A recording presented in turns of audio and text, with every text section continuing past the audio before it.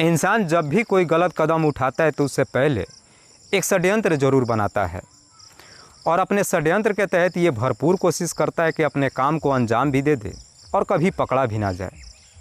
पर शायद वो भूल जाता है कि इंसान जैसा कर्म करता है एक ना एक दिन उसे अपने कर्मों का फल ज़रूर मिलता है।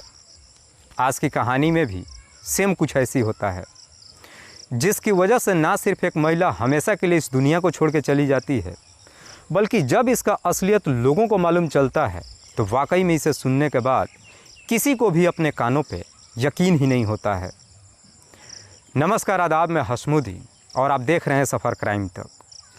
आज की जो सच्ची घटना मैं आपको सुनाने वाला हूँ, दरअसल ये घटना है भारत की राजधानी दिल्ली शहर की। पूर्वी दिल्ली का एक इलाका पड़ता है कल्याणपुरी, और इसी कल्याणपुरी का रहने वाला दिनेश कुमार की पत्नी का नाम बिमला देवी। दिनेश कुमार के टोटल 3 बच्चे हैं, जिसमें 2 बेटा और 1 बेटी। बेटी का नाम नीतू जिसकी उम्र है लगभग 26 साल, जो ऑलरेडी शादीशुदा है। नीतू के पति का नाम ओम प्रकाश जिसकी उम्र है 30 साल, जो गाज़ियाबाद के छपरौला में रहता है। बात कर रहा हूँ मैं 21 जून 2014 की दोपहर के करीब 2 बजे के आसपास। ओम प्रकाश अपनी पत्नी नीतू के नंबर पे जब फ़ोन करता है तो उसका नंबर स्विच ऑफ बताता है। इसलिए ओम प्रकाश अपने छोटे साले संजय के नंबर पे फ़ोन करता है और उससे कहता है कि मेरी बात नीतू से करवाओ।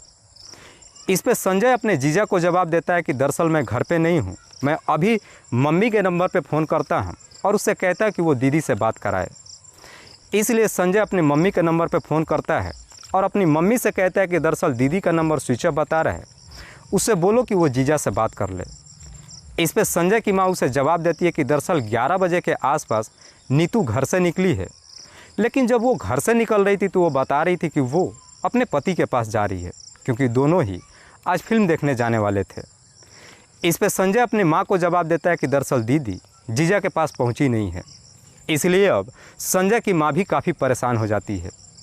संजय की माँ जब अपनी बेटी के नंबर पर फ़ोन करती है तो इस वक्त भी नीतू का नंबर स्विच ऑफ ही बताता है।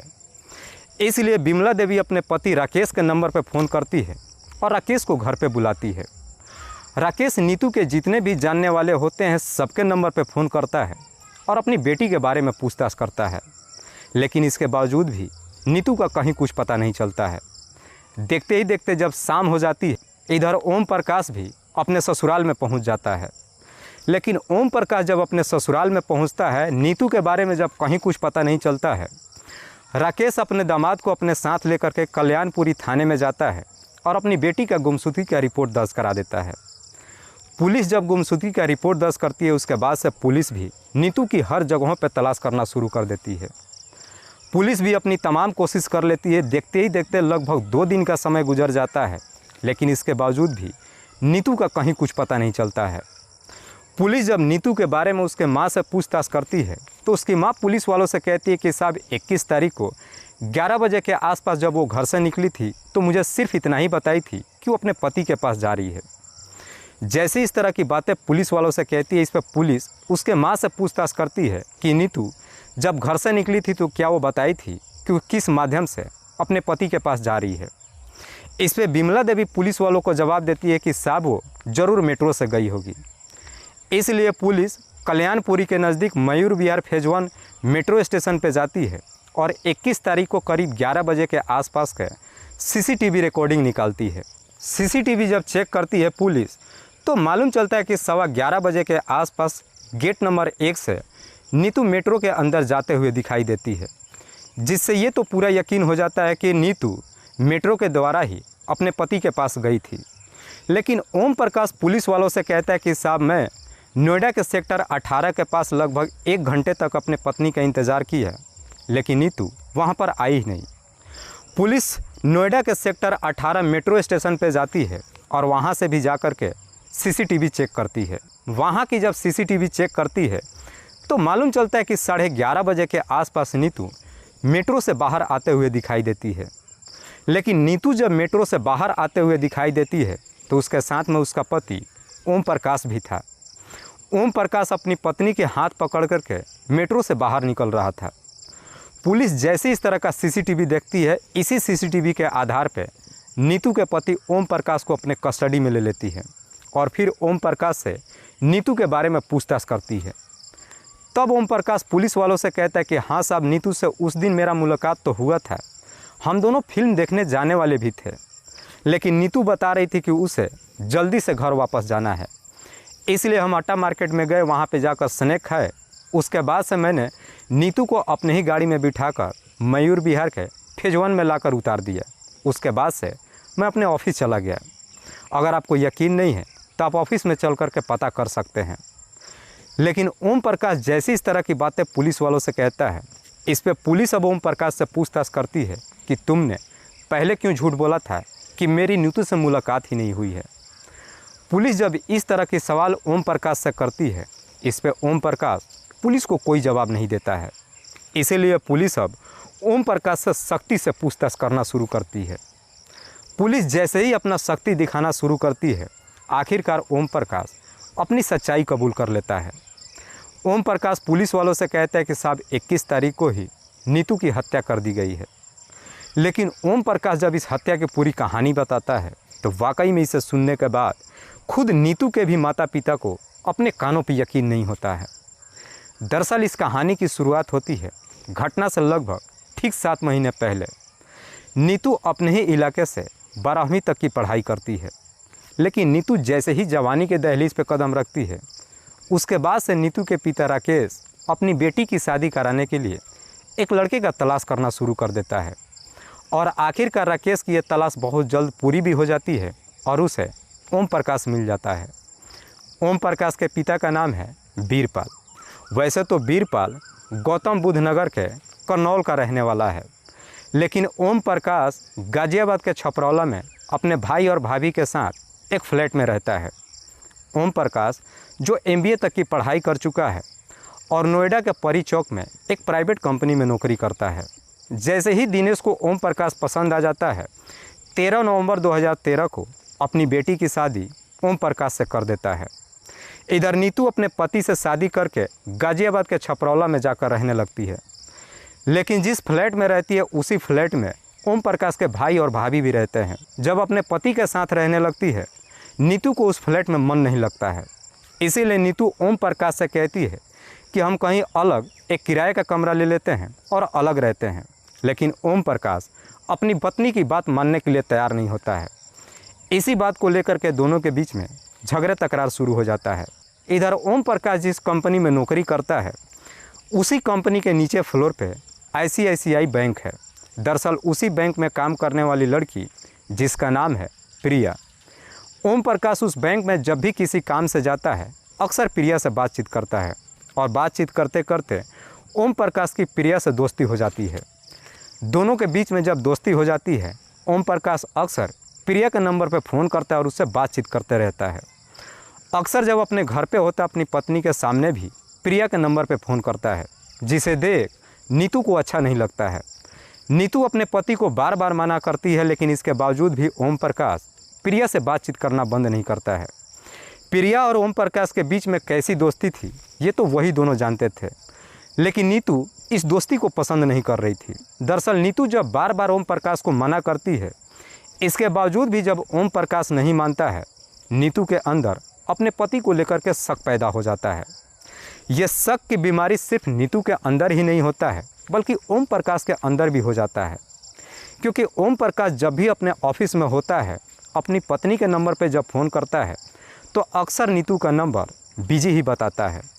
इस बारे में जब ओम प्रकाश घर पे आता है, अपनी पत्नी से पूछताछ करता है, तो नीतू अपने पति को जवाब दे देती है कि दरअसल मैं अपने माँ से बातचीत कर रही थी। लेकिन इसी चीज़ को लेकर के ओम प्रकाश के अंदर भी शक हो जाता है कि शायद उसकी पत्नी का किसी के साथ में अफेयर चल रहा है। दरअसल पति और पत्नी दोनों के बीच ही एक दूसरे को लेकर के शक पैदा हो जाता है, और दोनों के बीच में जब शक पैदा होता है, दोनों के बीच अक्सर झगड़े तकरार शुरू हो जाता है। दोनों के बीच में झगड़े तकरार तो शुरू होता है, लेकिन इसके बावजूद भी ना तो ओम प्रकाश और ना ही नीतू अपने आदतों में कोई सुधार कर पाते हैं, जिसकी वजह से नीतू कई बार अपने पति से झगड़े तकरार करके अपने मायके भी चली जाती है। 8 जून 2021 को भी नीतू इसी शक की वजह से अपने पति से झगड़ा करती है और झगड़ा करने के बाद अपने मायके चली जाती है। इधर नीतू जब अपने मायके में चली जाती है, ओम प्रकाश काफ़ी परेशान हो जाता है। अपनी पत्नी के नंबर पर बार बार फ़ोन करता है, उसे वापस बुलाने के भी कहता है, लेकिन नीतू अपने पति से इस कदर से नाराज़ हो जाती है कि अपने पति की बात ही नहीं मानती है, जिसे लेकर के अब ओम प्रकाश अपनी पिछली ज़िंदगी के बारे में सोचने लगता है। ओम प्रकाश को लगता है कि शादी से पहले उसकी ज़िंदगी बहुत खुशहाल थी। दरअसल उसने नीतू से शादी करके बहुत बड़ी गलती कर दिया है। ओम प्रकाश को लगता है कि अब उसकी पत्नी को रहते हुए उसके जीवन में कभी खुशहाली नहीं आ सकता है। इसीलिए अब ओम प्रकाश अपना जीवन बेहतर तरीके से जीने के लिए अपनी पत्नी को इस दुनिया से हटाने का तय कर देता है। और फिर अपनी पत्नी को इस दुनिया से हटाने के लिए ओम प्रकाश एक षड्यंत्र बनाता है और इसी षड्यंत्र के तहत अपनी पत्नी के नंबर पर फ़ोन करता है और उसे मीठी मीठी बातें करता है। बार बार जब फ़ोन करता है, मीठी मीठी बातें करता है, तो उसके अंदर आई बदलाव देख करके नीतू को भी काफ़ी अच्छा लगता है। इसी षड्यंत्र के तहत 21 जून 2014 को ओम प्रकाश अपनी पत्नी के नंबर पर फ़ोन करता है और कहता है कि दरअसल मैं चाहता हूं कि आज हम कहीं चल करके फ़िल्म देखते हैं। फिल्म देखने की जब बात कहता है, ये जानकर नीतू भी काफ़ी खुश हो जाती है और अपने पति के साथ फिल्म देखने जाने के लिए तैयार हो जाती है। करीब 11 बजे के आसपास जब अपने घर से निकलती है, तो अपने घर से निकलकर सीधे मयूर विहार मेट्रो स्टेशन पर जाती है। वहाँ से मेट्रो पकड़ करके नोएडा सेक्टर 18 पे जाकर उतरती है, जहाँ पे ओम प्रकाश पहले से अपनी गाड़ी लेकर के इंतज़ार कर रहा था। जैसे ही 11:30 बजे के आसपास नोएडा सेक्टर 18 मेट्रो स्टेशन पर पहुँचती है, इधर ओम प्रकाश अपनी पत्नी को लेकर गाड़ी में आकर बैठ जाता है और वहाँ से लेकर गाड़ी रवाना हो जाता है। दरअसल ओम प्रकाश अपने षड्यंत्र के तहत पहले से ही अपने गाड़ी में एक बहुत बड़ा ट्रॉली बैग खरीद करके रखा था। उस बैग के बारे में नीतू जब अपने पति से पूछताछ करती है, तो ओम प्रकाश अपनी पत्नी को जवाब देता है कि दरअसल मेरे दोस्त ने एक बैग मांगा था, उसी के लिए मैंने ये बैग खरीदा है। लेकिन ओम प्रकाश अपने षड्यंत्र के तहत पहले ही वो बैग सिर्फ इसलिए खरीद रखा था ताकि अपनी पत्नी का डेड बॉडी उसी बैग के जरिए ठिकाने लगा सके। वहाँ से गाड़ी लेकर के जब रवाना होता है, तो लेकर के सुनसान जगह पे चलना शुरू कर देता है। इस बारे में नीतू अपने पति से पूछताछ करती है कि हम तो फिल्म देखने जाने वाले थे, तुम ये गाड़ी लेकर के कहाँ जा रहे हो। इस पे ओम प्रकाश अपनी पत्नी को जवाब देता है कि दरअसल ऑफिस में मेरा कुछ काम आ गया है, चलो पहले ऑफिस चलते हैं, वहाँ पे काम निपटा लेते हैं, उसके बाद से फिल्म देखने जाते हैं। लेकिन ओम प्रकाश जैसी इस तरह की बातें नीतू से कहता है, नीतू इसी बात को लेकर के झगड़े तकरार करना शुरू कर देती है। तब तक ओम प्रकाश अपनी गाड़ी लेकर के खट्टा गांव में पहुंच चुका था। जब दोनों के बीच में झगड़े तकरार शुरू होता है, एक सुनसान जगह पे ओम प्रकाश अपनी गाड़ी रोक देता है और गाड़ी में ही अपने दोनों हाथों से नीतू की गला दबा देता है, जिसकी वजह से नीतू की घटनास्थल पे ही मौत हो जाती है। उसके बाद से ओम प्रकाश नीतू की डेड बॉडी को उसी बड़ी ट्रॉली बैग में पैक कर देता है और उस ट्रॉली बैग को अपनी गाड़ी में लोड करके मयूर विहार फेज 1 पे आता है। वहाँ से गाड़ी घुमाने के बाद लेकर के सीधे यमुना खादर के जंगल में जाता है और उस जंगल में ले जा कर के ट्रॉली बैग फेंक देता है और वहाँ से सीधे वापस अपने ऑफिस चला जाता है। दरअसल ओम प्रकाश अपनी पत्नी की डेड बॉडी यमुना खादर जंगल में इसलिए फेंकता है कि अगर उसकी डेड बॉडी पुलिस को भी बरामद हो जाता है तो पुलिस उस पर शक नहीं करेगी। वाकई में ओम प्रकाश जब ये पूरी कहानी पुलिस वालों को बताता है, पुलिस सबसे पहले ओम प्रकाश को उसके बताए हुए जगह पर जाती है। उस जंगल में जाकर के पुलिस जब छानबीन करना शुरू करती है, आखिरकार पुलिस को एक ट्रॉली बैग मिलता है। पुलिस जब बैग को ओपन करती है तो आखिरकार उस बैग के अंदर से नीतू का डेड बॉडी बाहर निकलता है। नीतू का डेड बॉडी जैसे उसका पिता राकेश कुमार देखता है, देख करके चीख चीख करके रोने लगता है। राकेश कुमार को रोते हुए देख पुलिस भी ये समझ जाती है कि ये डेड बॉडी नीतू का ही है। पुलिस उसी वक्त ही नीतू की डेड बॉडी अपने कब्जे में लेकर पोस्टमार्टम के लिए भेज देती है और फिर नीतू की हत्या के इस जुर्म में पुलिस ओम प्रकाश को अपने कस्टडी में ले लेती है। फिलहाल पुलिस ने ओम प्रकाश को अपने कस्टडी में लेकर उस पर गंभीर धारा में मुकदमा दर्ज करके जेल भेज दिया है। दोस्तों, इस घटना के बारे में आप क्या सोचते हैं? आप अपनी राय हमें कमेंट बॉक्स में ज़रूर दीजिएगा। तब तक के लिए जय हिंद, जय भारत।